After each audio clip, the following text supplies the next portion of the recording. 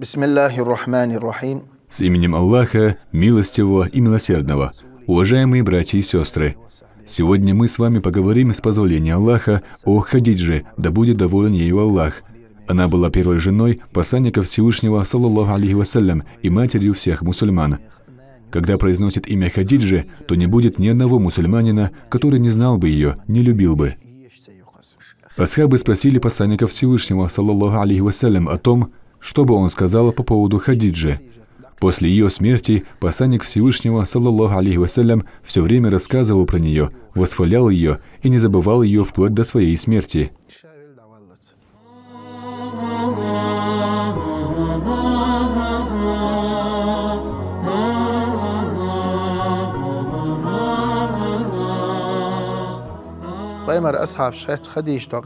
Когда асхабы спросили его, что он скажет по поводу Хадиджи, он ответил: «Что я могу сказать про нее? Она была такой, какой вы ее знали». После этого он долго рассказывал про нее приятные вещи. В то время, когда посланник Всевышнего, саллаллаху алейхи вассалям, еще не был пророком, в Мекке и в других городах, входящих в Аравийский полуостров, Хадиджа была самой богатой женщиной. Она была очень щедрой, достойной, красноречивой и красивой женщиной. Ее считали госпожой всех женщин курайшитов. Таковой она действительно и являлась. Хадиджа была женщиной красивой, успешной и богатой. К ней многие сватались, но она все предложения о замужестве отклоняла. Она славилась своей чистой репутацией, за что ее прозвали принцессой курайшитов, а также дали прозвище Ат-Тахира, что в переводе с арабского означает «благонравная» или «самая чистая». Хадиджа занималась торговлей, но не все работники попадались ей честные и порядочные, приходилось часто их увольнять. Тогда она объявила, что нуждается в добропорядочных работниках для ведения своей торговли. С малых лет посланник Всевышнего, саллаллаху алейхи вассалям, слылся честным, порядочным, терпеливым, правдивым, достойным человеком. Его любили, несмотря на то, что он был сиротой. Тогда Хадиджи указали на него, чтобы она приняла его на работу. Ее дела пошли в горы после того, когда они начали вместе вести бизнес. С каждым месяцем, годом ее бизнес стал приносить больше дохода из-за того, что посланник Всевышнего, саллаллаху алейхи вассалям, коснулся ее торговли. Он был настолько честен и надежен, что ни дирхама не пропадало из ее богатства. Был верен своему слову, и вел он себя достойно, человечно, за что Хадиджа его и полюбила. С позволения Аллаха они связали свою судьбу. Хадидже тогда было 40 лет. Посланнику Всевышнего, саллаллаху алейхи вассалям, исполнилось 25. Когда он узнал о чувствах Хадиджи, то сказал, что не настолько богат, чтобы жениться на ней. Дядя посланника Всевышнего, саллаллаху алейхи вассалям, и двоюродные братья Хадиджи решили этот вопрос тем, что все остальное решится само собой, а теперь главное жениться на такой достойной женщине. Посланник Всевышнего, саллаллаху алейхи вассалям, был рад и восхвалял Аллаха за такую благонравную жену. Она была первой женой посланника Всевышнего, саллаллаху алейхи вассалям, несмотря на то, что за него сватали своих дочерей многие. И Хадиджу тоже сватали много раз. Каждый раз они отказывались от новых знакомств до тех пор, пока не воссоединились по предопределению Аллаха. Хадиджа – первая и до своей смерти единственная жена пророка Мухаммада, да благословит его Аллах и приветствует. Одна из самых влиятельных женщин в истории ислама. Пророк Мухаммад, да благословит его Аллах и приветствует, любил Хадиджу огромной любовью. И как он говорил, сердце мужчины может принадлежать только одной женщине. Хадиджа стала для пророка, да благословит его Аллах и приветствует, не только лучшей женой, которая окружила его заботой и лаской, но и стала для него верным другом и помощником в распространении ислама. Посланник Всевышнего, саллаллаху алейхи вассалям, очень любил Хадиджу, да будет доволен ею Аллах. После брака она сказала посланнику Всевышнего, саллаллаху алейхи вассалям, что всем ее богатством он может управлять, как считает нужным. Она стала надежным другом для него. В первую очередь, братья и сестры, как поступил посланник Всевышнего, саллаллаху алейхи вассалям, освободил рабов, и с рабами и работниками у него отношения были очень доверительные. Всегда интересовался их состоянием, не болеют ли, не голодны ли и так далее. Мать правоверных Хадиджа упоминается мусульманами всего мира и самим посланником Аллаха, как одна из 4 самых достойных женщин мусульманской религии. Такими женщинами Асию, жену фараона, Марьям, мать пророка Исы, мир ему, и Хадиджу, первую супругу посланника Аллаха, да благословит его Аллах и приветствует, а также его дочь Фатиму. Когда посланнику Всевышнего, саллаллаху алейхи вассалям, исполнилось 40 лет, ему снизошло пророчество от Аллаха. В Мекке есть гора Ан-Нур. Когда ему становилось в тягость поминание Аллаха в Мекке среди недоброжелателей, он поднимался на эту гору и молился в одиночестве. Там ему через ангела Джабраиля ниспосылался Коран. В первый раз, когда он увидел ангела Джабраиля, ему стало страшно, его знобило. Спустившись оттуда, он пошел к Хадидже. После того, как посланник Всевышнего, саллаллаху алейхи вассалям, рассказал Хадидже о произошедшем, она догадалась о случившемся. Она сказала ему, что это ангел спустился к нему. До него она следовала пророку Аисе, уверовав в Аллаха. «Не переживай», — сказала она ему, — «ведь Аллах не унизит, не оставит и не уничтожит тебя. И ты являешься последним пророком, о котором говорили. Почему не оставит тебя Аллах? Потому что ты благонравный, праведный, помогаешь бедным, обездоленным, немощным, не разрываешь родственные связи, поэтому Аллах не оставит тебя». Всевышний Аллах послал матерям правоверных Хадидже испытания, как бедностью, так и богатством. Будучи состоятельной женщиной, она постоянно оказывала помощь бедным людям, относилась к ближним с заботой и состраданием. Собственность Хадиджи, которая составляла 1000 динаров, была использована для распространения ислама.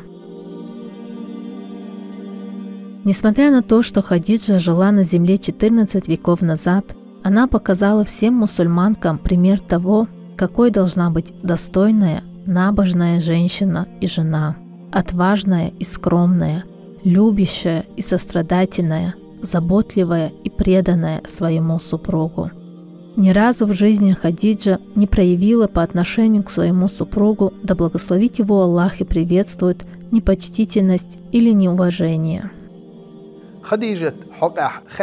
Когда посланника Всевышнего, саллаллаху алейхи вассалям, попросили рассказать о взаимоотношениях его с Хадиджей, он ответил, что Аллах вселил в него любовь к Хадидже, и эта любовь была неземная, и это было правдой.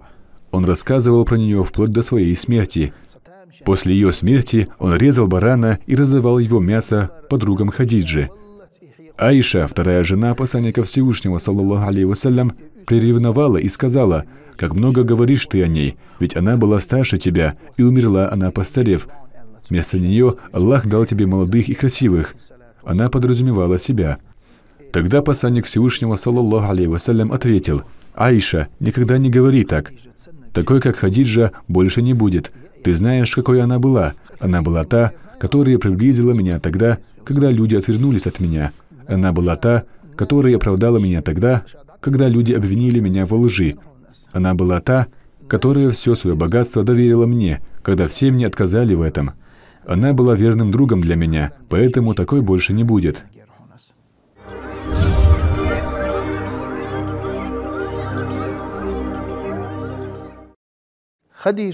В чем заключается величие Хадиджи? Она была первой после посланника Всевышнего, саллаллаху алейхи вассалям, принявшей религию ислам, и стала матерью 6 детей посланника Всевышнего, саллаллаху алейхи вассалям, 2 сыновей и 4 дочерей. Из них 5 они похоронили вместе, кроме Фатимы, да будет доволен ею Аллах. Они умирали при рождении или от болезни. Фатима умерла по истечении 5-6 месяцев после смерти посланника Всевышнего, саллаллаху алейхи вассалям. Когда умер первый мальчик, Хадиджа вела себя очень сдержанно, но она сожалела о том, что он умер в грудном возрасте. Тогда посланник Всевышнего, саллаллаху алейхи вассалям, успокоил ее и сказал, что Аллах кормит его молоком из рая. Хадиджа переспросила: «Неужели это правда?» Тогда посланник Всевышнего, саллаллаху алейхи вассалям, предложил попросить молитвой Аллаха показать это, но Хадиджа отказалась. Она сказала, что верит Аллаху и его посланнику, саллаллаху алейхи вассалям, таким образом показав свое благонравие. В годы зарождения ислама, когда первые мусульмане подвергались насилию и притеснениям, Хадиджа оказала огромную поддержку Мухаммаду, да благословит его Аллах и приветствует. Она помогала переносить самые жестокие мучения и гонения. Всевышний облегчил это пророку, да благословит его Аллах и приветствует. Какие бы неприятные слова он ни слышал, опровержение, обвинения во лжи, то, что его огорчало, Аллах через Хадиджу облегчал его страдания.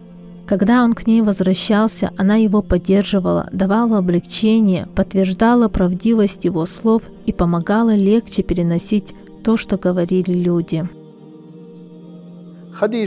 Посланник Всевышнего, саллаллаху алейхи вассалям, и Хадиджа прожили красивую жизнь.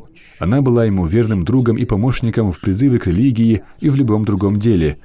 Посланник Всевышнего, саллаллаху алейхи вассалям, всегда успокаивал ее, утешал, чтобы она не волновалась по жизненным вопросам, и говорил, что Всевышний всегда с ней. Когда посланнику, саллаллаху алейхи вассалям, исполнилось 50 лет, Хадиджи было 65. Пророку, саллаллаху алейхи вассалям, приходилось сопротивляться Абу Джахилю и другим безбожникам. Все это выпадало и на долю Хадиджи. После смерти детей и перенесенных трудностей Хадиджа легла на смертном одре. Однажды посланник Всевышнего, саллаллаху алейхи вассалям, молился. К нему пришла больная, истощавшая Хадиджа. Перед этим ангел Джабраил сообщил посланнику Всевышнего, саллаллаху алейхи вассалям, что к нему идет Хадиджа. Пророк, алейхиссаляту вассалям, встал, чтобы встретить ее. Тогда Джабраил передал посланнику Всевышнего, саллаллаху алейхи вассалям, приветствие Хадиджи от Аллаха и велел известить ее, что она достойна рая. Она была обессилена, больна. Она лежала на руках посланника Всевышнего, саллаллаху алейхи вассалям. Когда пророк, алейхиссаляту вассалям, понял, что Хадиджа доживает последние минуты, то сообщил ей благую весть о рае. Она была благодарна Аллаху, передал ей приветствие от ангела Джабраила. Она приняла его приветствие и ему тоже передала приветствие. После этого она скончалась. Счастливая и совместная жизнь с пророком, да благословит его Аллах и приветствует, продлилась 25 лет. Они всегда вместе терпеливо переносили все невзгоды, притеснения и беды. На долю Хадиджи и пророка, да благословит его Аллах и приветствует, выпали немало испытания. Но несмотря на это, их любовь не угасала, и это была настоящая, предписанная Аллахом любовь между двумя верующими людьми. И на протяжении всей своей жизни пророк, да благословит его Аллах и приветствует, любил только Хадиджу. Даже после ее смерти всегда вспоминал о ней с любовью и грустью, говорил, что Аллах подарил ему такую сильную любовь к этой удивительной женщине. Хадиджа, да будет доволен ею Аллах, когда выходила замуж за посланника Всевышнего, саллаллаху алейхи вассалям, была самой богатой женщиной на Аравийском полуострове, в Мекке и за Меккой. Но когда она уходила в мир иной, она была самой неимущей. Она была из тех, кто ради Аллаха и его посланника, саллаллаху алейхи вассалям, раздавала милостыню малоимущим и обездоленным. Она приняла очень важное участие в распространении религии ислам. Хадиджа является нашей матерью, да будет доволен ею Аллах. Она любимица посланника Всевышнего, саллаллаху алейхи вассалям, да будет доволен ею Аллах. Она та, которую восхвалял посланник Всевышнего, алейхиссаляту вассалям, вплоть до своей смерти. Она та, которой сообщили благую весть об ожидающем ее в раю. Она та, которой передали приветствие Аллаха через ангела Джабраиля, и та, которая передала приветствие Аллаху. Она та, которая отдала всю свою жизнь служению Аллаха и его посланнику, саллаллаху алейхи вассалям, да будет доволен ею Аллах. Ее именем называют миллионов девочек на земле. При совершении паломничества в Мекку в первую очередь совершают зиярат Хадиджи. Там мы вспоминаем ее славную жизнь, какой она была верным другом и помощником посланнику Всевышнего, саллаллаху алейхи вассалям. У нас текут слезы благодарности, мы молимся за нее. Она та, которую пророк, алейхиссаляту вассалям, вспоминал те места, где она ходила при жизни. Посланник Всевышнего, алейхиссаляту вассалям, радовался ее подругам, родственникам. Таким образом, такая неземная любовь была между ними. Есть такие слова: «Хадиджа умерла для Мухаммада, алейхиссаляту вассалям, а Мухаммад, алейхиссаляту вассалям, умер для Хадиджи».